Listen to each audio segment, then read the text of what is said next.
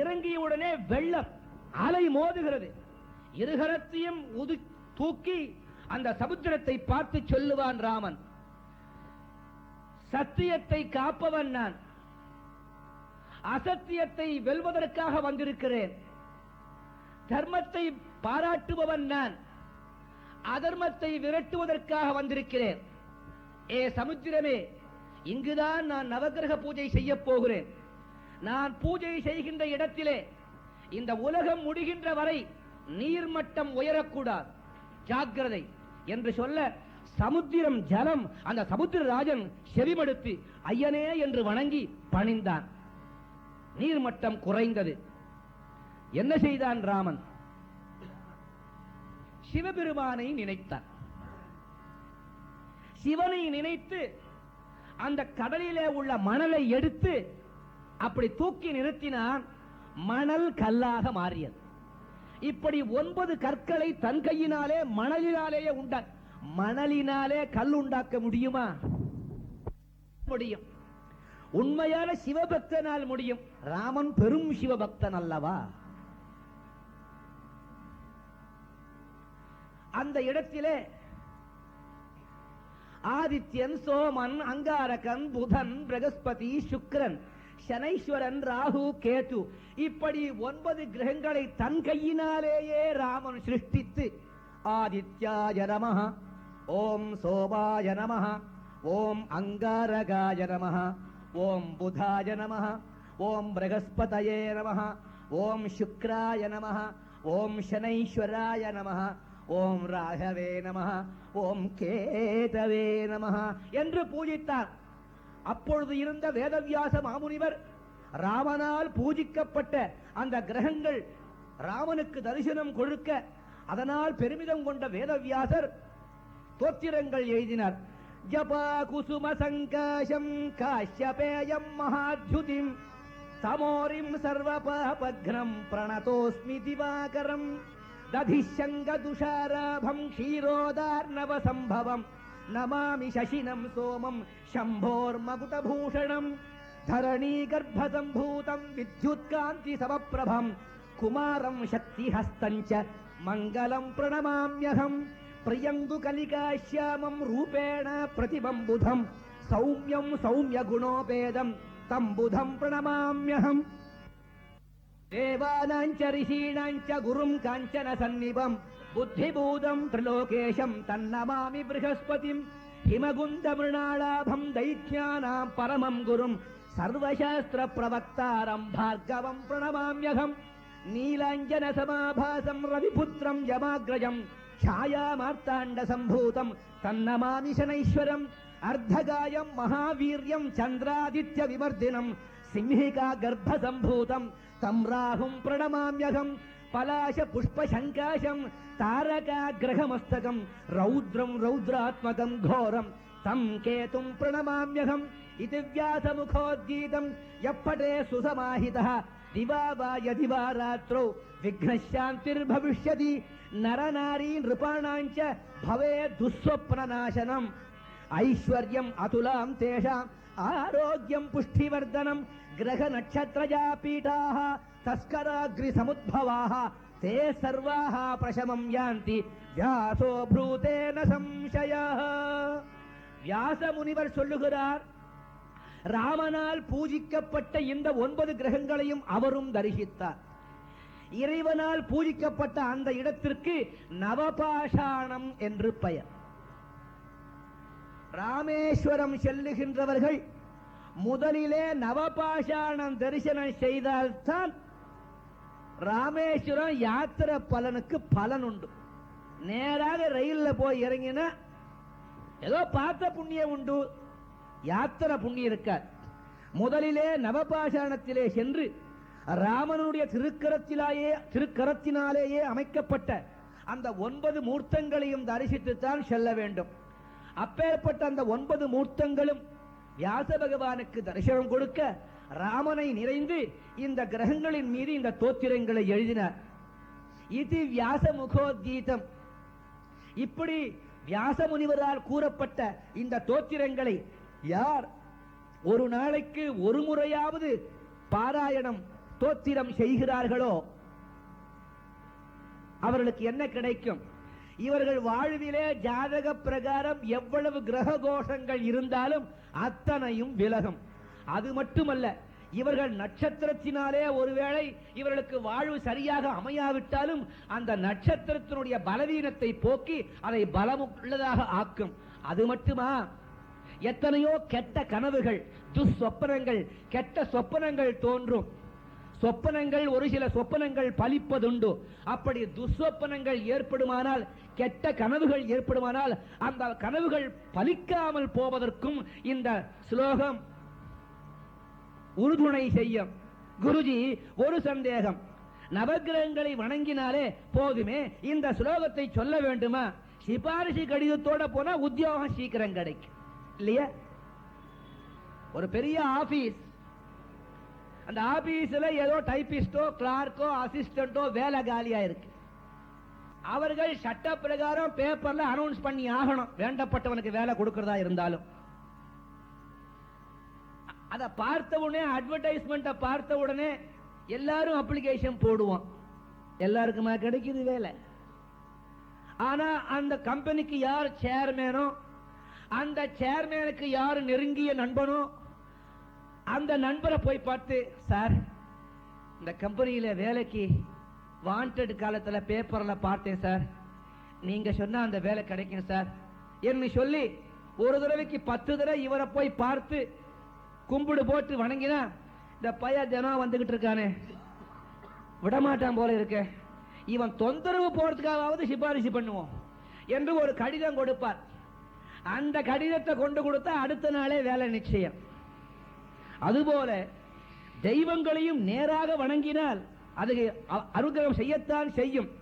இருந்தாலும் வியாசாதி மகான்கள் போன்ற, வேதவியாசர் போன்ற குருகளுடைய சிபாரிசோட போற சீக்கிரம் பலன் கிடைக்கும். பலன் கிடைக்கும், இவர்கள் மூலமா போன சீக்கிரம் கிடைக்கும்.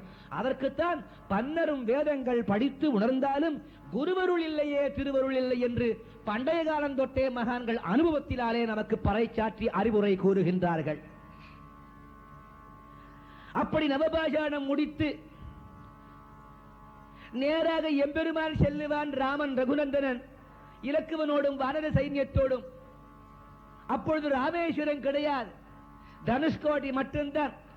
கோடியில் உள்ளது தனுசு போன்று, அதாவது வில் போன்று வளைந்த இடம், அதனால அதுக்கு தனுஷ்கோட்டின்னு பேர். அந்த இடத்துல போய்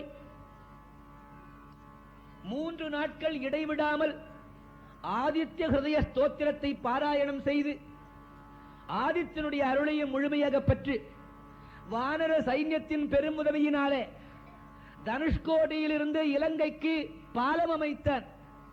பாரதி என்று சொன்னான், சிங்கள தீவினுக்கோர் பாலம் அமைப்போன். அவன் எதை வச்சு சொன்னான்னு தெரியல. இப்ப போறதுக்கு பாலமா, இல்ல அங்கிருந்து வரவங்க வரத்துக்கு பாலமா, இல்ல ராமன் வச்ச பாலமா, எந்த பாலமா கபாலமா தெரியல. எப்படி இருக்கட்டும், சிங்கள தீவிற்கு பாலம் வைப்போம் என்று பாடிய பாரதி, அவனுக்கு முன்தோன்றிய ராமன் அன்றே பாலம் அமைத்தார். இலங்கையிலே அரக்கர்கள் அதிகம். இலங்கேஸ்வரன் இருந்தார், அரக்கன் இருந்தார், கும்பகர்ணன் இருந்தார், இந்திரஜித் இருந்தார், மாரீஜன் இருந்தார். இப்படி பல அரக்கர்கள் இருக்கக்கூடிய, பல அரக்கர்கள் நிரம்பிய இடம் இலங்கை. சொர்ணபுரி, அழகாபுரி என்று அழகாக ஆட்சி பண்ணி கொண்டு வருகிறார். அங்கு சென்று ராவணனோடு யுத்தம் செய்து ராவணன், கும்பகர்ணன், இந்திரஜித் அனைவரையும் அழித்து விபீஷணனுக்கு பட்டாபிஷேகம் செய்வித்து புஷ்பக விமானத்திலே ஏறிக்கொண்டு எம்பெருமான் திரும்புவதற்கு முன்னால் அங்கிருந்து புறப்பட்டு தனுஷ்கோடியிலே வந்து இறங்கினான். இலங்கையிலிருந்து புறப்பட்டான் எம்பெருமான். ராமன் ஒரு புறம், அருகே ஜெகன்மாதா ஜானகி, மறுபுறம் ஹனுமான் கைகட்டி வாய்புதைத்து நிற்க, ஜாம்பவான் மற்றும் வானர சைன்யங்கள் அனைவரையும் அழைத்துக் கொண்டு அயோத்தி நகரை நோக்கி புறப்படுவார். இலங்கையிலிருந்து புறப்பட்ட விமானம் புஷ்பக விமானம். அது புறப்பட்டு தனுஷ்கோடி வரும்பொழுதே விமானத்தை வேண்டினான் ரகுநந்தனன். தனுஷ்கோட்டியிலே புஷ்பக விமானம் இறங்கியது. அப்பொழுது கேட்பார் ஜாம்பவான், ராமா, 14 ஆண்டுகள் முடிக்க இன்னும் ஒரு சில நாட்களே உள்ளன. நீ அயோத்திக்கு போக வேண்டும் என்று உனக்கு விருப்பம் இல்லாவிட்டாலும் ஒன்று உனக்கு நான் நினைவுபடுத்துகிறேன். என்ன தெரியுமா? உன் தம்பி பரதன் இருக்கிறானே, தனக்காக கிடைத்த சாம்ராஜ்யங்களை எல்லாம் உதறி தள்ளிவிட்டு உன்னை போல் அவனும் மர உரி தரித்து ஜடையுடன் ஆபரணங்களை நீக்கி நீ கொடுத்த திருவடி திருப்பாவிகைகளை கொண்டு போய் நந்தி கிராமத்திலே வைத்து பூஜை செய்து கொண்டு வருகிறதை நீ ஞாபகப்படுத்திக் கொள்ள வேண்டும் என்று அடியேன் விரும்புகிறேன். ராமா, நன்றாக நினைவுபடுத்திக் கொள். பரதன் உன்னிடத்திலே கூறிய வாசகம் என்ன? அண்ணா, 14 ஆண்டுகள் நீ வரும் வரையில் காத்துக் கொண்டிருப்பேன். 14 ஆண்டுகள் முடிவதற்குள் நீ வரவில்லை என்றால் நெருப்பு மூட்டி அக்னியிலே குதித்து என்னை நான் மாய்த்துக் கொண்டு விடுவேன் என்று அரும் பெரும் அன்பு சகோதரன் பரதன் கூறியிருப்பதை ராமாவனுக்கு நினைவுபடுத்துகிறேன். 14 ஆண்டுகளும் முடிகின்ற தருணம் வந்துவிட்டது. புஷ்பக விமானத்தில் இலங்கையிலிருந்து நேராக அயோத்தி செல்ல வேண்டிய நீ, ஐயனே, என்ன நியாயம் இப்படி தனுஷ்கோட்டியிலே விமானத்தை இறக்கி விட்டாயே என்று கேட்கிறார். ராமன் சொல்லுவார், ஜாம்பவானே, பெரியவரே, கவலை வேண்டாம். நல்லதே தெரியாதவன், உனக்கே துரோகம் செய்தவன், உன் மனைவியையே கவர்ந்து எடுத்துச் சென்றவன், அப்பேற்பட்ட துஷ்டன் துராகிருதன், அவனை கொன்றது புண்ணியமே தவிர பாபமில்லை. பெரியவரே, பெரியவராக இருக்கின்ற நீர் அறியாதது ஒன்றுமில்லை. நானாவது இப்பொழுதுதான் பிறந்து வந்திருக்கிறேன். நீர் கிருத்தயுகம் என்று தோன்றியதோ அன்றே பிறந்து அன்று முதல் இருந்து வருகிறீர். கிருத்தயுகம் முதல் இந்த 3 யுகங்களிலாக நடந்த அத்தனையும் உங்களுக்கு தெரியும். எல்லாம் தெரிந்த நீராய் இப்படி பேசுகிறேன். நீர் சாத்திரங்கள் தெரியாதவரா? புராணங்கள் அறியாதவரா? உண்மை தெரியாதவரா? நியாயம் அறியாதவரா? நீர் அறியாதது ஒன்றுமில்லை. ஏதோ பரதன் மீது கொண்டுள்ள ஒரு பாசம், அன்பு என்னை இப்படி துரிதப்படுத்துகிறீர் என்பது எனக்கு தெரியும். இருப்பினும் கூறுகிறேன், ராவணன் நல்லவன். அவன் அரக்கன் தான், அவன் ராட்சசன் தான். ஆனால் இவன் பிரம்மாவின் பேரன். பிரம்மாவின் மகன் புலஸ்தியன், புலஸ்தியன் மகன் விஸ்ரவசி, விஸ்ரவசின் மகன் ராவணன். இவன் பிறப்பினாலே அந்தணன், பிறப்பினாலே பிராமணன். ஒரு அந்தணன் நல்லவனாக இருந்தாலும் சரி, ஒரு அந்தணன் கெட்டவனாக இருந்தாலும் சரி, அவனை கொல்வதற்கு எனக்கென்ன உரிமை? ஒரு பிராமணனை, ஒரு அந்தணனை கொன்றால் பிரம்மஹத்தி தோஷம் வந்துவிடும். 14 ஆண்டுகள் அயோத்தி மக்களை பிரிந்து இருக்கிற நான் பிராட்டியாருடன் செல்லும் பொழுது வெற்றியுடன் திரும்பி செல்லுகின்ற நான் பிரம்மஹத்தி தோஷத்தோடு செல்லுவது நியாயமா? மக்கள் பாபம் செய்தால் அது அரசனைத்தான் சாரும். சிஷ்யன் பாபம் செய்தால் அது குருவைத்தான் சாரும். மனைவி பாபம் செய்தால் அது கணவனைத்தான் சேரும். குழந்தைகள் பாபம் செய்தால் அது பெற்றோர்களை தான் சேரும். அதுபோல் மன்னன் பாபம் செய்தால் அதனால் கஷ்டப்படுகின்றவர்கள் மக்களே. குரு பாபம் செய்தால் அதனால் கஷ்டப்படுகின்றவர்கள் சீடர்களே. கணவன் பாவம் செய்தால் அதனால் அனுபவிப்பது மனைவியே. பெற்றோர்கள் பாவம் செய்தால் அதை அனுபவித்து அவர்கள் பெற்ற குழந்தைகளே. ஆகையினால் பாவம் செய்யாமல் இருக்க வேண்டும். பிராயச்சித்தம் செய்து பிரம்மஹத்தி தோஷத்தை போக்கிவிட்டுத்தான் நான் செல்ல வேண்டும். அதுவும் இன்னும் 3.25 நாழிகைக்குள் நான் பூஜை செய்ய வேண்டும். ஆண்டவனே, யாரை பூஜை செய்ய போகிறாய்? பிரம்மஹத்தி தோஷமா? சிசுஹத்தி பாபமா? ரௌரவாதி நரகங்கள் கிடைக்கக்கூடிய அளவுக்கு ஒருவன் பாவம் செய்திருப்பானா? பசுவையே ஒருவன் கொன்று தின்றிருப்பானா? தான் பெற்ற குழந்தையே ஒருவன் கொன்று தின்றிருப்பானா?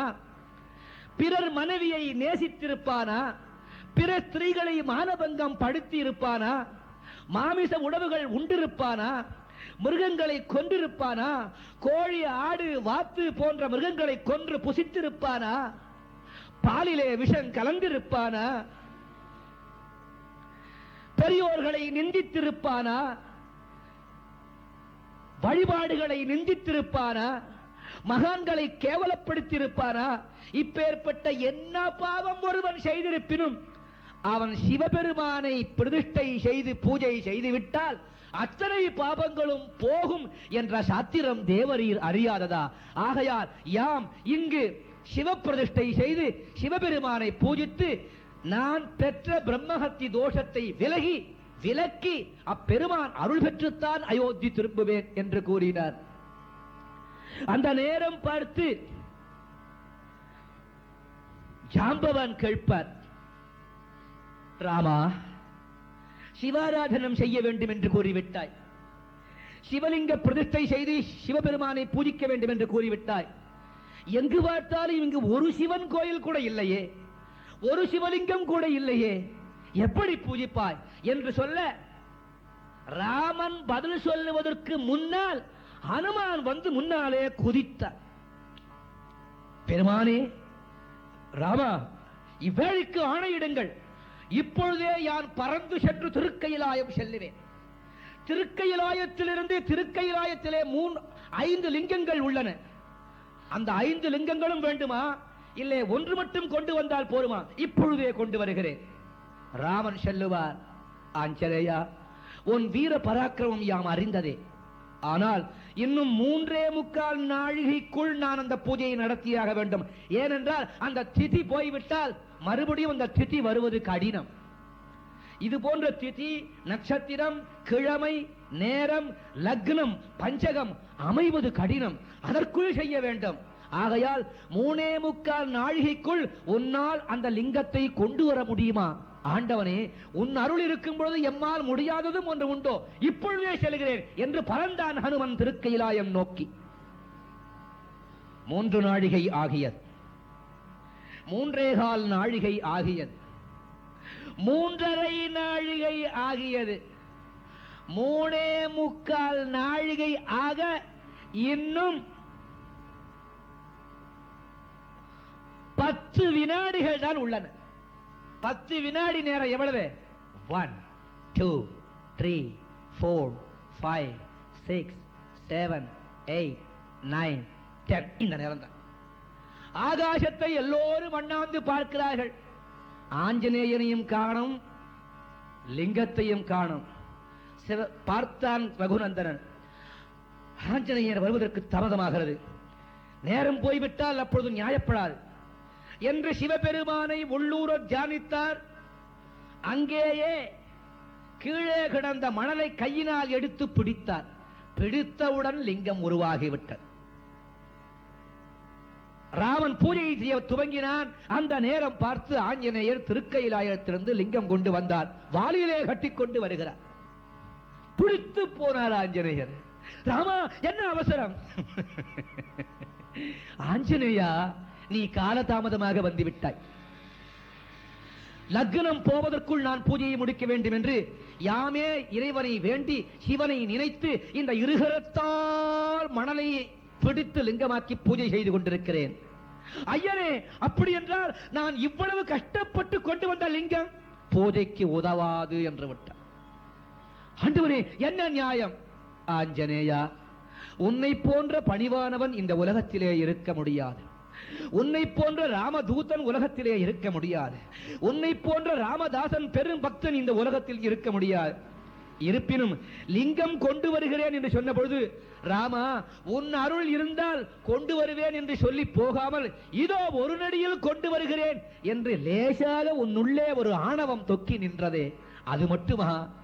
எந்த இறைவனை பூஜித்தால் சகலவிதமான பாபங்களும், சிசுகத்தி பாபம், பிரம்மஹத்தி தோஷங்கள் எல்லாம் விலகுமோ அப்பேற்பட்ட சிவலிங்கத்தை தலையிலே சுமந்து வராமல் வாலிலே கட்டி வந்திருக்கிறாயேடா, இதை எப்படி அப்பா பூஜை செய்வேன்? அழுதார். ஆஞ்சநேயர் புரண்டார், கண்ணீர் விட்டார், கதறினார். ராமா, அடியேனை மன்னித்தருள்க, உன் மீது ஆணை, உன் நாமத்தின் மீது ஆணை, இது எக்காரணம் பற்றியும் என் உள்ளத்தே ஆணவம் எழாது. இவ்வேளையை மன்னிக்க வேண்டும். அடியேன் கஷ்டப்பட்டு கொண்டு வந்த இந்த லிங்கத்தையும் பூஜிக்க வேண்டும். ஆகட்டும். இப்பூஜையை முடித்ததும் அந்த பூஜையை நீயே செய் என்று அருகிலேயே ஹனுமான் கொண்டு வந்த லிங்கத்தையும் பிரதிஷ்டை செய்தார். அதன் பிறகுதான் அந்த திருத்தலத்திற்கு ராமனால் பூஜிக்கப்பட்ட காரணத்தினால், ராமனால் பூஜிக்கப்பட்ட ஈஸ்வரன் வந்த திருத்தலமாகினால் ராமேஸ்வரம் என்ற பெயர் பெற்றது. அப்பேற்பட்ட ராமேஸ்வரத்திலே வைணவம் சைவத்தை பூஜிக்கிறது.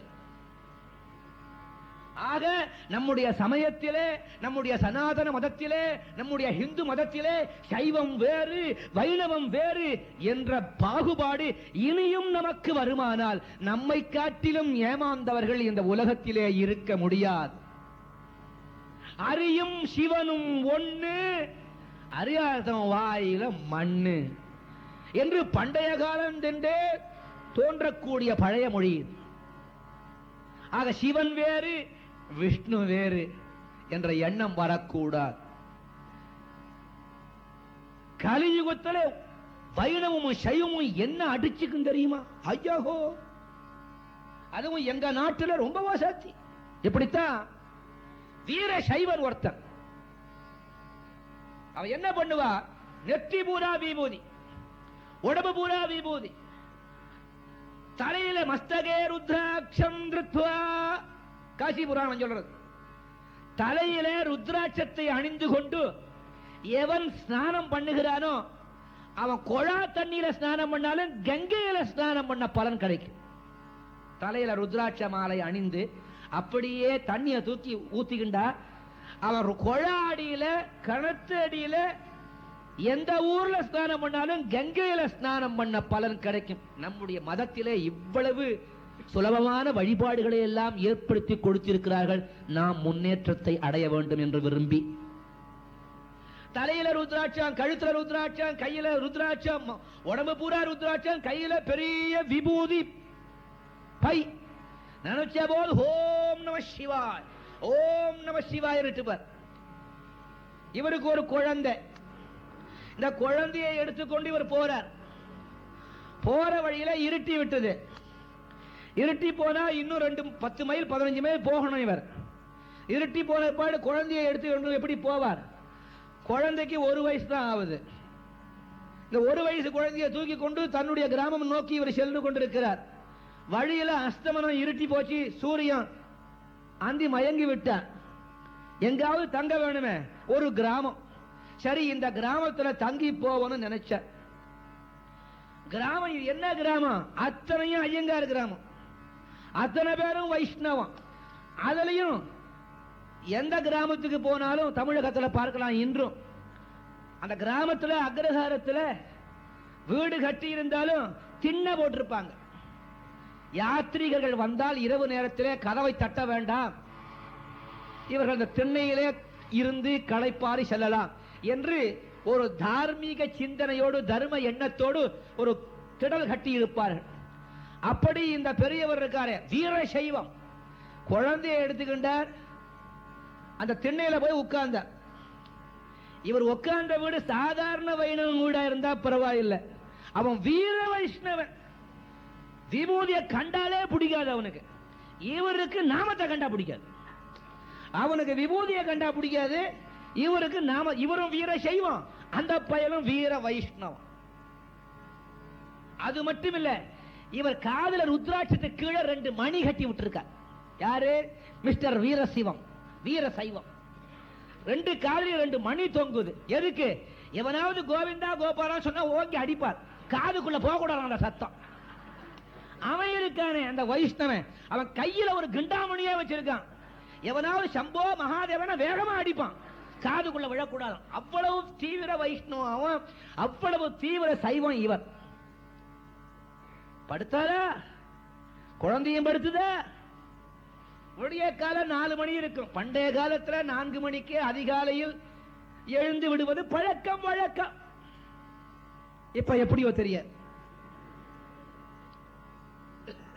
ஆனா இந்த ஊர்ல உங்களுக்கு எல்லாம் ஒரு வசதி.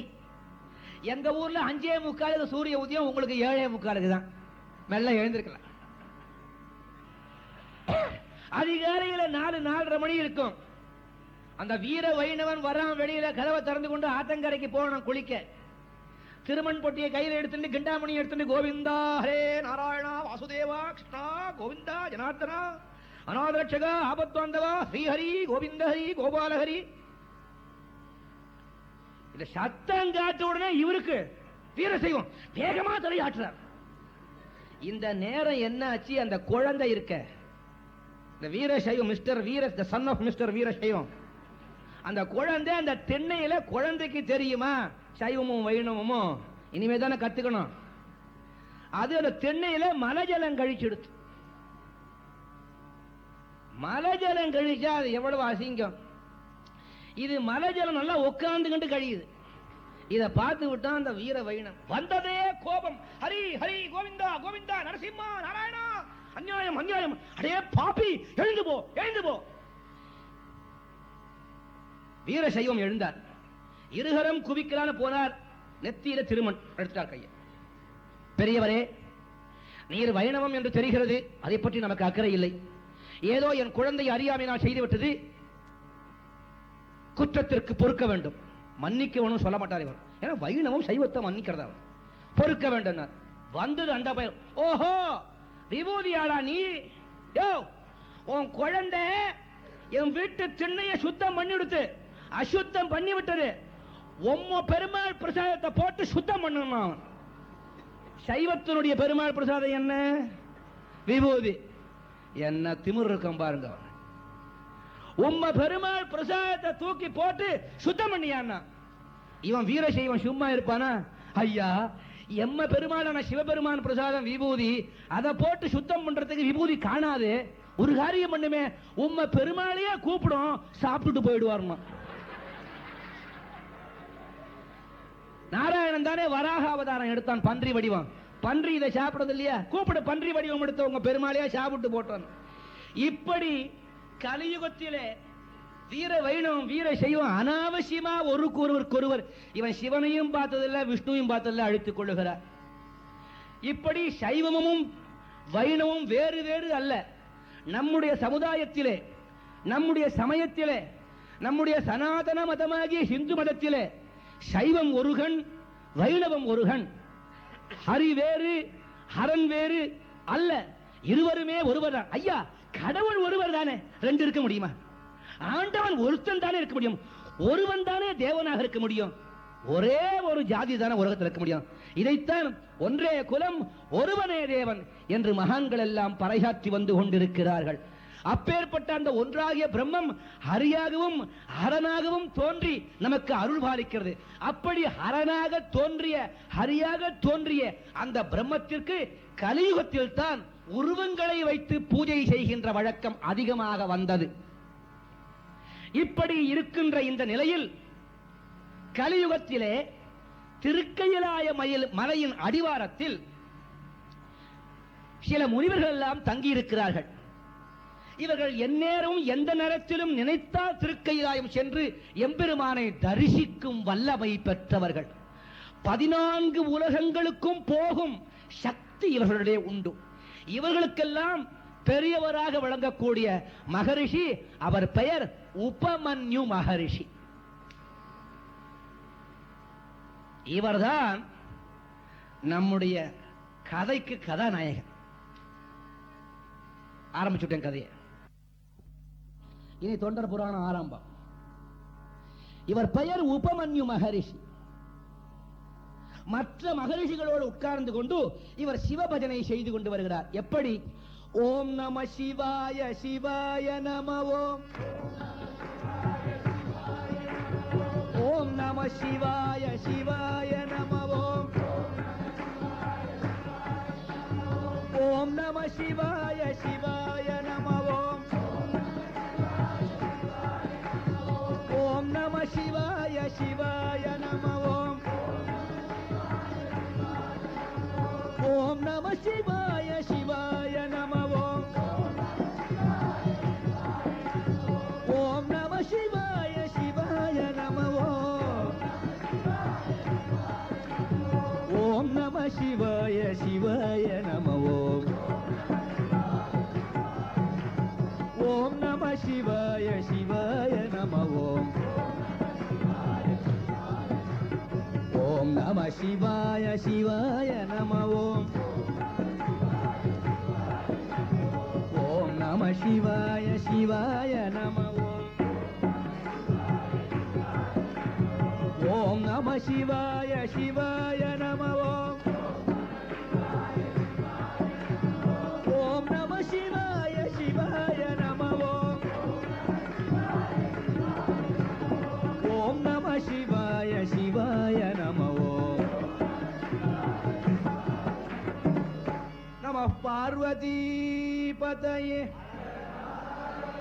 இப்படி உபமன்யு மாமுனிவர் தலை நின்று பாட மற்ற முனிவர்கள் எல்லாம் கையிலே கிண்ணாரங்கள் ஜாலரா சிப்ளாக்கட்டுகளை எடுத்துக்கொண்டு ஆடிக்கொண்டும் பாடிக்கொண்டும் சிவபெருமானை பிரார்த்தனை செய்கிறார்கள்.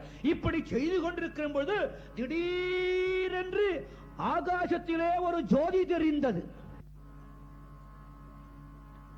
அத்தனை மகர்ஷிகளும் அந்த ஜோதியை பார்த்தார்கள். உபமன்யு மகரிஷி தானே இவர்கள் தலைவர். அத்தனை பேரும் ஓடோடி வந்தார்கள் உபமன்யு மகரிஷியின் இடத்திலே.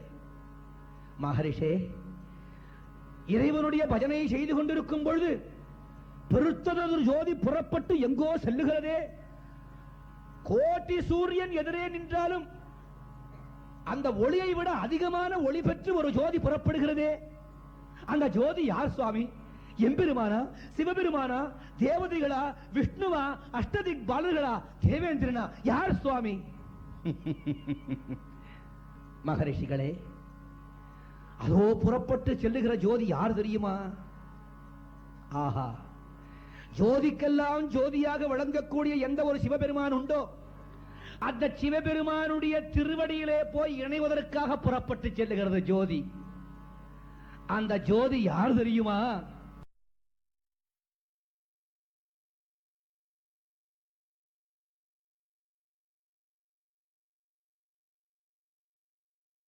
திருக்கையிலாய மலையின் அடிவாரத்திலே எம்பெருமான் சிவபெருமான் கையிலையங்கிரிநாதன் வீற்றிருக்கும் திருக்கையிலாய மலையின் அடித்தளத்திலே அமர்ந்திருக்கின்றார்கள் முனிபுங்கவர்கள் எல்லாம். மகரிஷிகள் எல்லாம் குழுமி இருக்கிறார்கள். ஏற்கனவே கூறியிருக்கின்றேன், இவர்கள் எந்த நேரத்திலும் எந்த லோகத்திற்கும் சென்று இறைவனை நேராக கண்டு தரிசித்து வரக்கூடிய வல்லமையுடையவர்கள். இவர்களுக்கு தலையாய முனிவர்களாக விளங்குகிறார் உபமன்யு முனிவர். யார் இவர்? சிவபக்தர்களுக்குள்ளே சிரேஷ்டமானவர் வியாக்கிரபாத முனிவர். வியாக்கிரபாத முனிவர் என்று வடமொழியிலே அவருக்கு பெயர் நாமதேயம். வியாக்கிரபாதர் என்றார் புலிப்பாதமுடையோர் என்று பெயர்.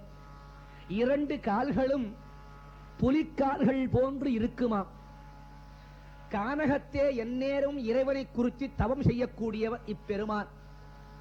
மிருகங்களுடைய உபாதை இல்லாமல் இருக்க வேண்டும் என்று விரும்பி புலிப்பாதம் பெற்றார். புலிப்பாதமுடைய மாமுனி என்று இவருக்கு பெயர். வடமொழியிலே வியாக்கிரபாத மாமுனிவர் என்று பெயர். இந்த வியாக்கிரபாத முனிவருடைய மகன்தான் உபமன்யு மாமுனிவர். புலிக்கு பிறந்தது பூனையாக இருக்க முடியுமோ? இப்புலிப்பாதருக்கு பிறந்த உபமன்யு பூனை போன்றிருப்பரா? இவரும் புலிக்குட்டிதான் சிவபக்தியிலே. மீன்குட்டிக்கு நீந்தவா கற்றுக் கொடுக்க வேண்டும். இவர் தந்தை எவ்வண்ணம் இறைவனை வணங்கினாரோ அதை காட்டிலும் பன்மடங்கு தீவிரமாக சிவபெருமானை வணங்கி அச்சிவபெருமானுடைய பரிபூரண அருள் கடாட்சத்தை முழுமையாக பெற்றவர் உபமன்யு மாமுனிவர். இப்படி உபமன்யு மாமுனிவரை தலைவராக வைத்துக் கொண்டு அங்கு குழுமியிருக்கிற அத்தனை மாமுனி பெருமக்களும் சிவநாம சங்கீர்த்தனம் பஜனை செய்து கொண்டு வருங்கால் திடீரென பூவுலகிலிருந்து புறப்பட்ட ஒரு பெருஞ்சோதி திருக்கையிலாயத்தை நோக்கி செல்லுகிறது. அனைவரும் ஆச்சரியமாக பார்க்கிறார்கள். உபமன்யு மாமுனிவரிடத்திலே சென்றார்கள் மற்ற முனிவர்கள். ஐயனே, பெருந்தகையே, அதோ ஒரு ஜோதி தெரிகின்றதே. இந்த ஜோதி பூவுலகிலிருந்து புறப்பட்டு போவதை பார்த்தால் அது திருக்கையிலாயம் நோக்கித்தான் செல்லுகிறது என்று எங்கள் மனம் கூறுகிறது. காரணம், அந்த ஜோதி சும்மா செல்லாமல் நமசிவாய நமசிவாய நமசிவாய நமசிவாய என்ற பஞ்சாட்சிர மந்திர ஒலியும் வருகிறது. வெறும் ஒளிதானா? ஒளியும் ஒலியும் விளங்குகிறதா? ஒளியும் ஒலியும். எங்க ஊர் டிவியில வெள்ளிக்கிழமை உண்டு, சினிமா பாட்டு போடுவோம். அந்த ஒளி ஒலி இல்லை. ஒளியும் ஒலியும் இணைந்து ஒரு ஜோதி புறப்படுகிறது. யார் என்று கேட்டார்கள்.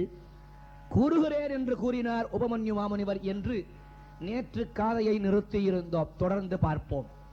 முனிபுங்கவர்களே, என்னே இன்று நாம் செய்த பாக்கியம். போகின்றது, அதோ போகின்ற ஜோதிக்கு சொந்தமானவர் யார் தெரியுமா?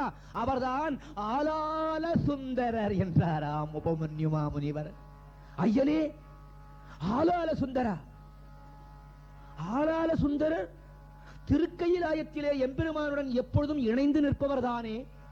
அப்படி இருக்க அவர் பூவுலகிலிருந்து புறப்பட்டு செல்லும் காரணம் என்ன? முனிபுங்கவர்களே, எந்நேரமும் சிவனையே நினைத்துக் கொண்டிருக்கிற காரணத்தினால் எத்தனையோ ஆண்டுகளுக்கு முன்னால் நடந்த விருத்தாந்தம் உங்களுக்கு தெரியாது போய்விட்டது.